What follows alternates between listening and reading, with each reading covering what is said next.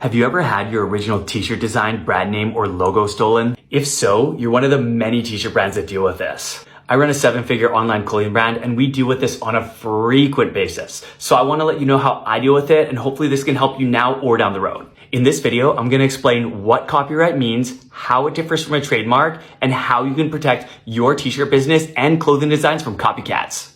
The fact that you can start an online clothing brand in just one day with $0 invested through print on demand is a beautiful thing.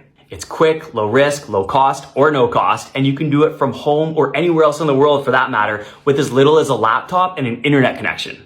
That said, the low barrier to entry makes print on demand very attractive for dishonest and unethical individuals who just want to copy and steal popular top-selling designs from successful t-shirt businesses. I personally deal with this all the time, and likely, if you start seeing success with your designs, you will too. They even went as far as stealing our product images, as well as our testimonials and our customer photos. It's for this reason that I never share my clothing brand publicly and likely never will. So if you're one of those people who keeps asking, you can stop asking. All of my students know my brand because I use it as an example in my monthly membership program. But you've probably noticed that most successful t-shirt businesses do not share their brand publicly. And if you're seeing success, you probably shouldn't either. So if you start having your designs, brand name, or logo stolen, how should you deal with it?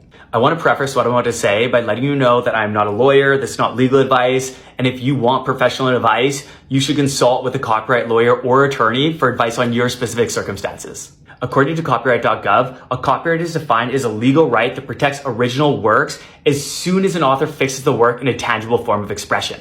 There's also something known as the Digital Millennium Copyright Act, also known as DMCA, which is part of the US copyright law and related to defined process in removing content from the internet. The way I interpret copyright and DMCA and use it to have copyright infringers removed is that if I post an original design online and someone steals it and posts it online after me, I will do what is called a DMCA takedown. A DMCA takedown is when content is removed from a website or internet platform at the request of the original owner of the content.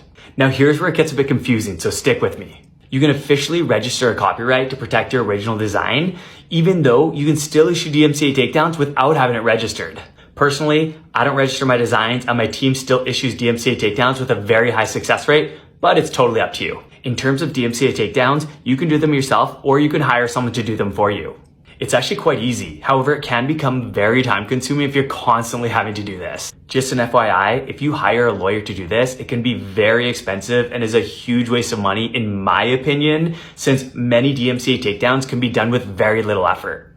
We actually did an entire masterclass on intellectual property theft for my membership program, The Academy, where we shared our strategy for our clothing brand on how we do DMCA takedowns and provided a template that our members could use when they're doing their own. If that's something that interests you, you can visit the resources in my profile to learn more about The Academy, which gives you instant access to all of our masterclasses, including the DMCA takedown template. So we've talked about how copyright automatically protects original artistic works and what you can do if your work is stolen. Now let's talk about trademarks. Unlike copyrights, trademarks help define a company brand, such as their name, logo, or slogan. A key difference between copyright and trademark is that you actually have to apply for a trademark. You can do this through the United States Patent and Trademark Office, which, to be clear, only applies to trademarks filed in the US.